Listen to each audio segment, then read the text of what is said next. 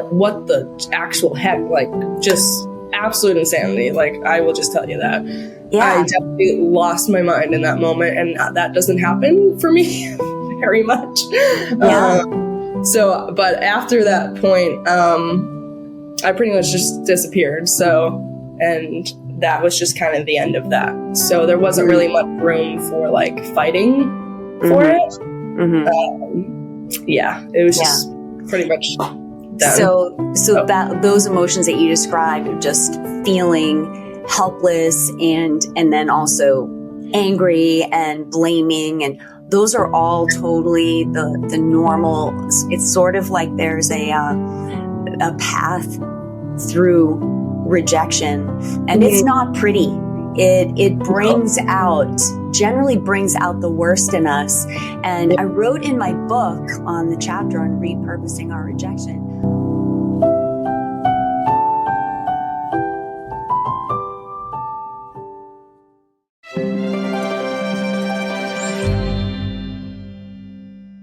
Everybody, and welcome to the Higher Pursuit podcast. We are so glad that you're joining us today.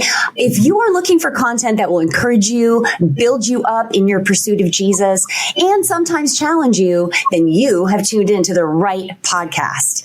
In case you're new here, the series that we're in right now is called Repurposing Our Pain. And today I'm joined by a wonderful guest, Hope Shanley. And if you don't know Hope yet, she is an amazing young country artist who is aspiring to take her career further while spreading the love of Jesus. And she's exploring her love for worship music in the process. Hope is a worship leader at her church, and she has recorded some songs that I'm going to have her tell us about in a second. And so, Hope, thank you so much for joining us on the podcast today. Thank you so much for having me. I'm super excited to chat more about all this fun stuff. And to you who are new watching, welcome. My name's Hope, and I can't wait for you to hear this. That's awesome. So tell us a little bit about you. Like, what have you recorded? I mean, I know there's probably a lot, so you don't have to tell it all. Like maybe some of the like top hits, things that people can find on Spotify, and then what you're doing on your daily day to day. Yeah, so I would say my biggest song right now that people seem to like is Blood Runs Deeper. That's actually my first country song that I put out ever. And there's also a music video to that. You can find it on Google, YouTube, all that stuff. Cool. So that was a pretty big hit. Definitely my staple song. And then I do have an album out called To the Moon and Back, if you like acoustic songs. And then I have my latest song, All Yours. It's out now on everything. That's definitely one of my favorites, so go check that out, my latest release. Nice. My day-to-day right now, I am currently working on my music video for All Yours, while also trying to figure out my first worship song. So hopefully in God's timing, I don't know when that will be, but stay tuned for that. Awesome. So I'm going to ask you an icebreaker question connected to music. So if you wrote a song about your life to this point, what would the title of the song be? And I'm pretty sure I know what genre of music it will fall under, but I'm just going to ask you that anyway. Sure. It would definitely be country. Sure. I think a big part of why I went to country music was because of the just foundational aspects of like what country music is. So I feel like country music is a very like raw, genuine, like strong-hearted, genre and feel. So I feel like that's how I identify with it in my life.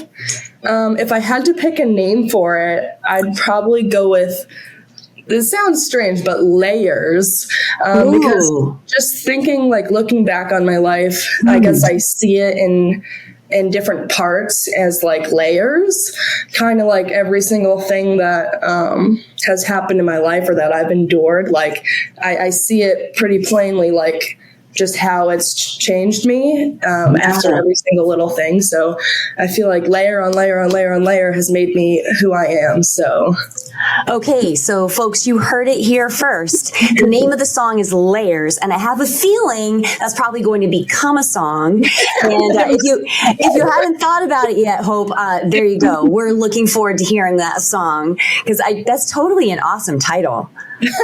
That's a great title, actually.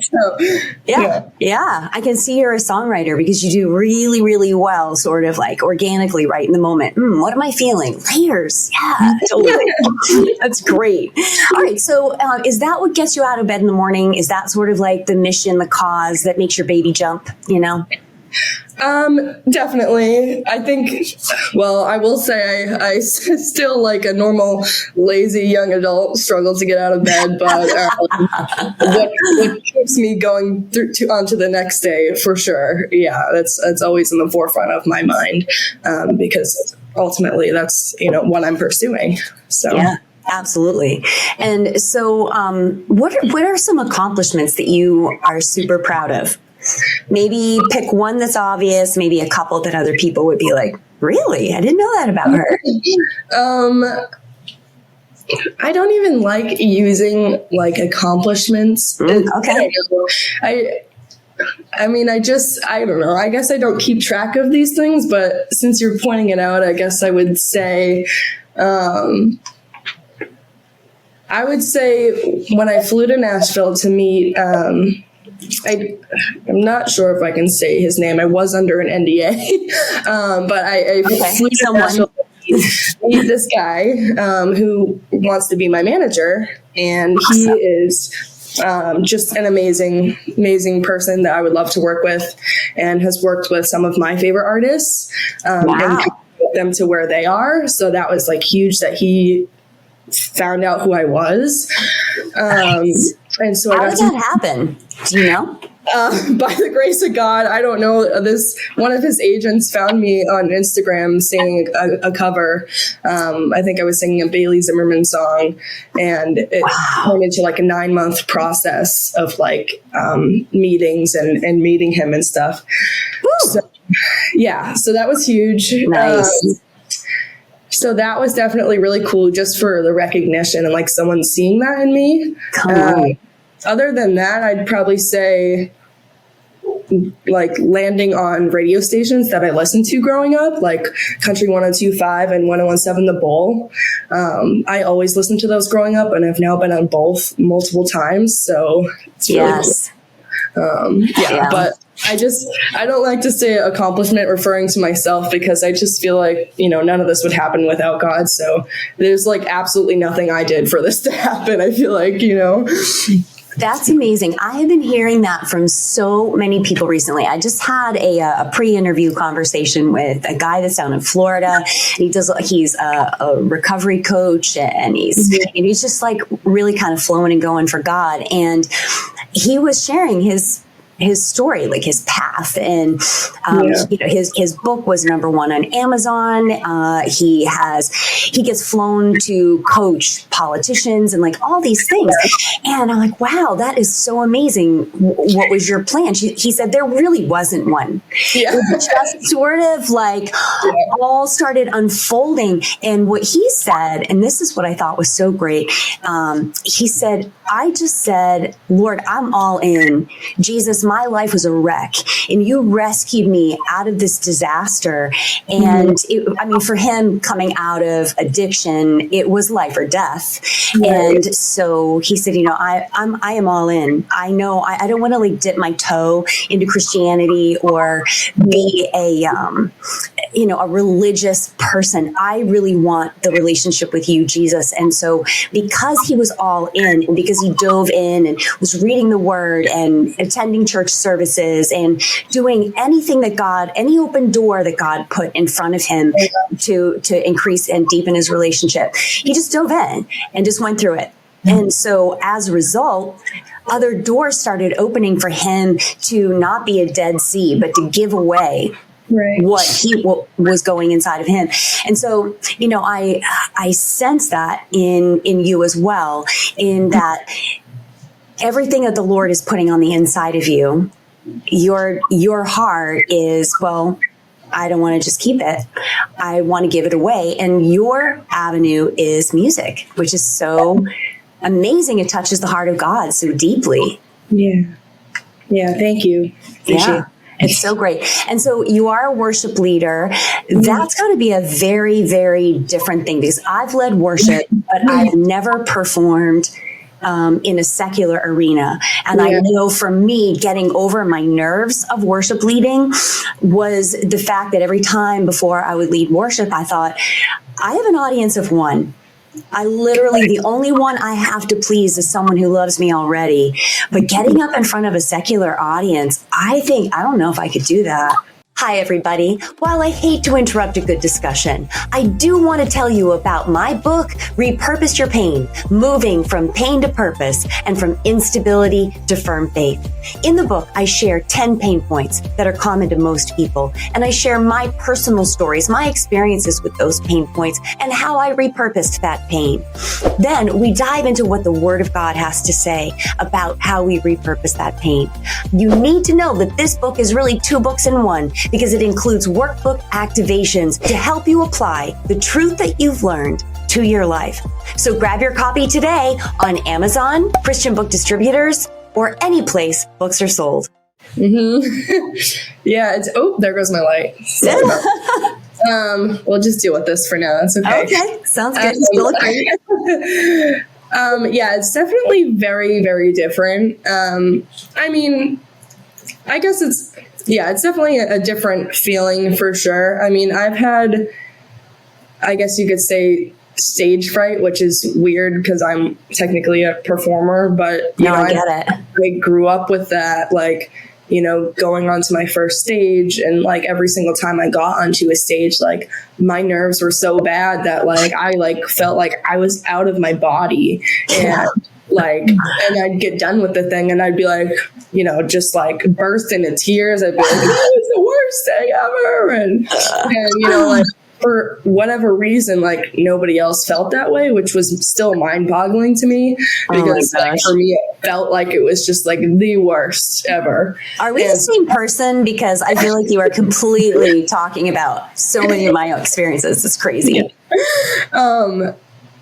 Yeah. So gradually, over the years, like every single time I got back up to do it again, it went away more and more and more to like, I still get nerves a little bit, when I'm performing in like a secular place. But not really, I'm very, very comfortable now. I guess it just depends on the day sometimes. But, in terms of worship, it's funny because I have been doing worship consistently for 6 years in front of my church, and I still get nervous. And it's like a constant reminder, and like I know this in my heart and soul that like I'm not performing and that this is all for worship. And I don't think that my vision is clouded by like feeling like I'm performing. I don't feel that way. But I think that when I'm worshiping is like when I most feel like the fear of God, because it's it's just very, very humbling to like have to lead a congregation in worship when like, and like sometimes when you're in that, position, like you have the enemy like attacking you like at all times, like he's in my head like, who are you to sing, who are you to tell them, like about that thing you did, and so it's like you gotta block it.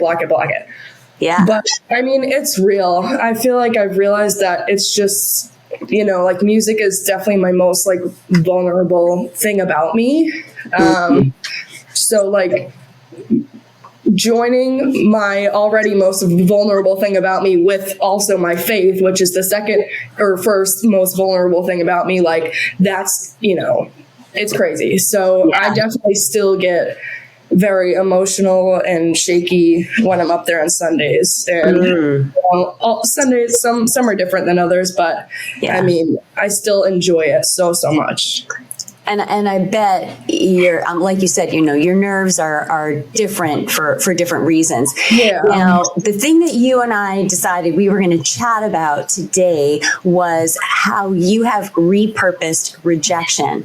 And you're probably one of those people that from the outside, people would be like, nobody's ever rejected her. She's adorable. She's outgoing. She's talented. She's already leading worship in a church. She's already recorded stuff. People are calling her from Nashville. Like, this girl has never lived my life. She doesn't know what rejection is about. So you gotta sell this to us here. Talk to us about rejection. Oh, well, yeah. I think if you listen to my album, you'll believe it. But so, are you that country music artist? Are you like a Taylor Swift, like every breakup song is on there? Yep, I threw it all out there for sure. Yeah, so I definitely had an instance or season of dealing with rejection that I'm honestly still dealing with.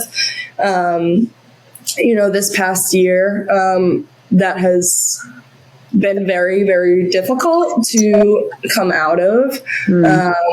Regardless, obviously, like, I think that my faith is really like the only thing that has gotten me through this. Oh, yeah. But yeah, it was just a very, very unfortunate thing that happened in my life. I won't go into detail, but it's just something that's weighed very heavy on my heart and has been, again, just very difficult to cope with, but obviously I am. And I think that even in like not understanding maybe why that happened, I also do. It's like I never got an answer from that person. And this was a relational rejection thing. Sorry. Yeah. Okay. Yeah. So like some sort of a relationship that was important to you, you experienced rejection. Okay. Which is normal. I mean, we've all gone through that. So that's what happened to you. And so even though you didn't get any explanation from this person, go on. Yeah, so it really made no sense at all. But at the same time, like, I understand why it happened, kind of thing. It's hard to explain, but I think that God has revealed to me in the midst of like not knowing that, like even when it makes no sense and I don't know why that would happen and like nothing led to that, like I can still see how like God had a different plan. And, this was something that like I would have, truly like bet my life on, but to be fair, like I really wasn't strong in my faith at that time. And I was just kind of doing whatever I wanted to. And so that ultimately led to destruction. And I think that the end of that needed to happen for me to draw closer to the Lord. And I don't think that my relationship would have strengthened with my faith if that hadn't happened, at least not as quickly as it did. Because, like it may have looked like it on the outside, like, oh, we were going to church and all this stuff. But like, was I really, prudent in prayer and listening to what God had for me? No, I wasn't, because, I was head over heels in love. Like I was listening to my heart.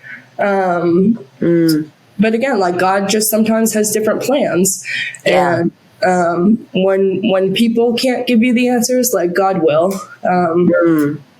So it's just been a slow season of like understanding and dealing, like, it's like my good father, like taking care of me, like it's okay, like, holding me when I cry, and this is why, like, I know you don't understand now, but you'll understand soon. And it's just trusting in the process. But yeah, I think that my biggest lesson out of that was just, I knew in my heart, like that had to kind of happen for me to draw closer to God. Because coming out of that, it was like survival mode. Like I didn't know what to do with myself. So it's like, who are you going to turn to? God, obviously, like there's nothing else I could have done. So sometimes I think God will almost like bring you to rock bottom or like remove everything from your life so that you can only rely on him. Yeah.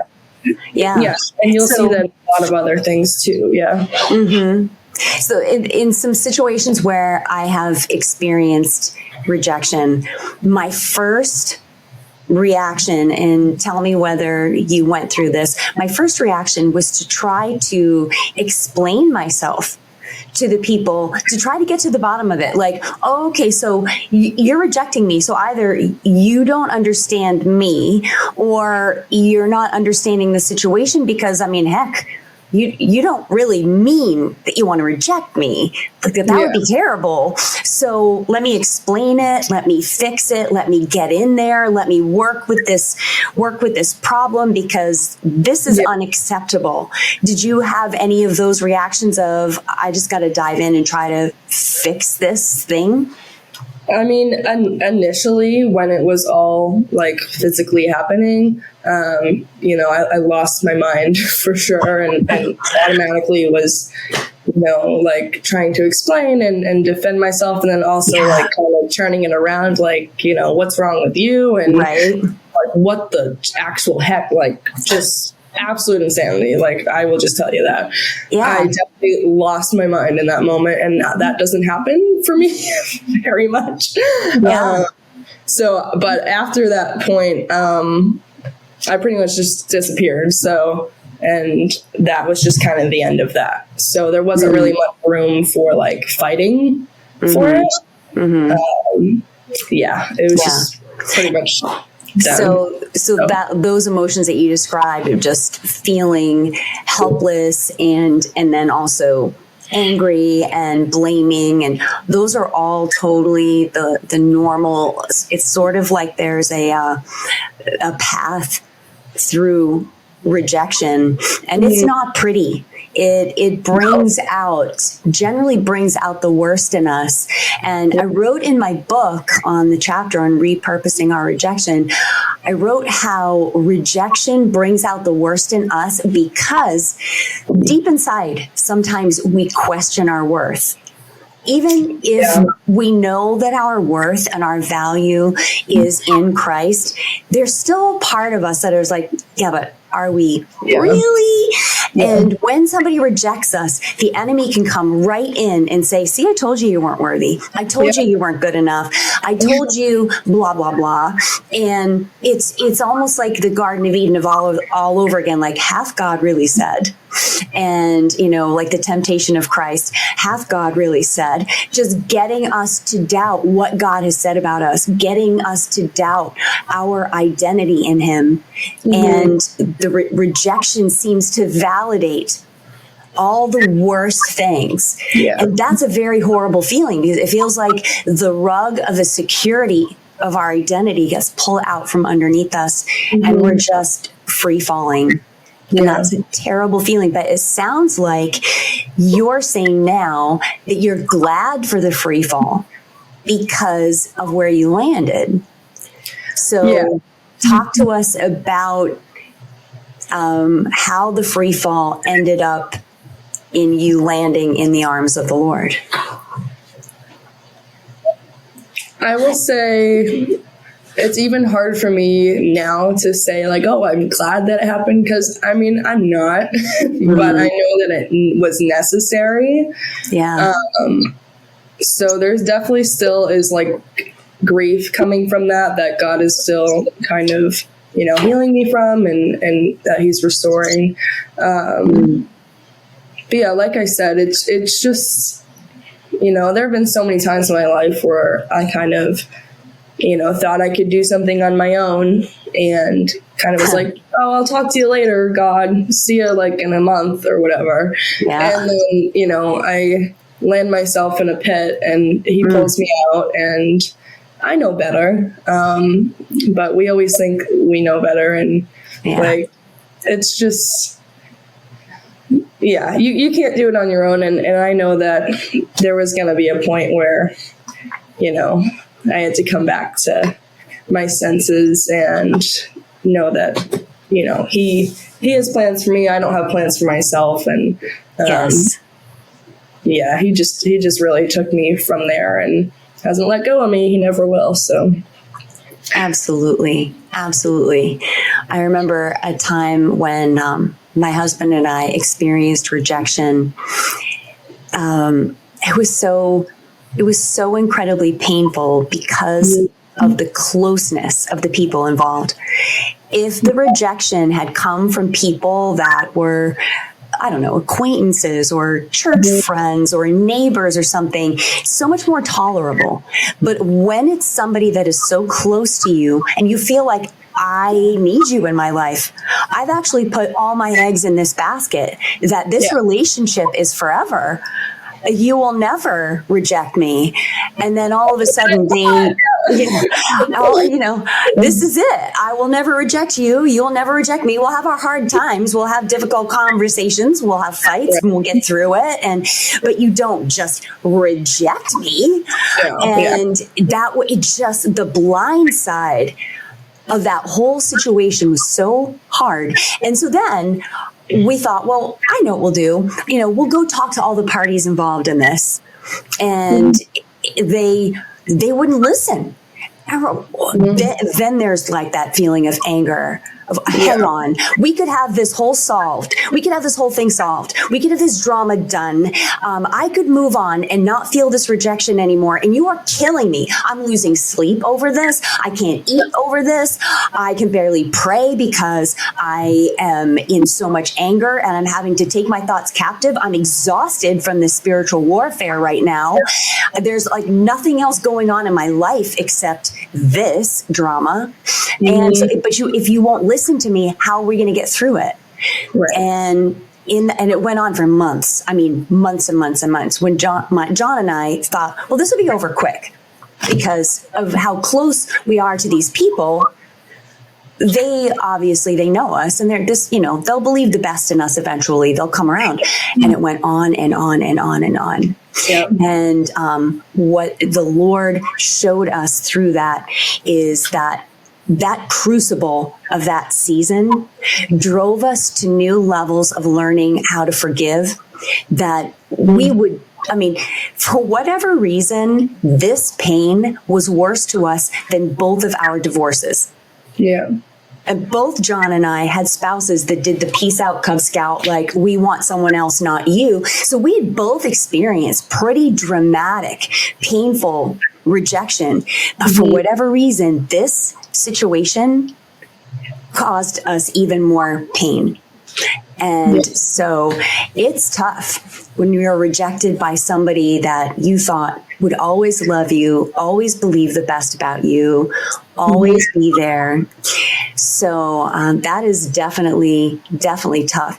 So when you say you're still working through it, when all those feelings kind of like sneak up on you, and I'm assuming you're probably like most of us when you're hungry, angry, lonely, or tired, you know, and then you're not, it's not like you just led worship, had the touch of God, you've got the Shekinah glory of the Lord all over you. And that's not when you're probably dealing with this. It's probably when you're, having a bad day, that all of a sudden you get blindsided again by these feelings. Yeah. So what are you doing to not let the pain of the rejection turn you into a different person?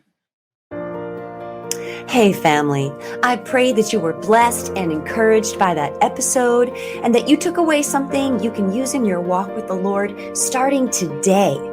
Jesus tells us in Matthew 6 to seek first the kingdom of God and his righteousness. So I thank you for making me a part of your pursuit. Until next time, abide in him.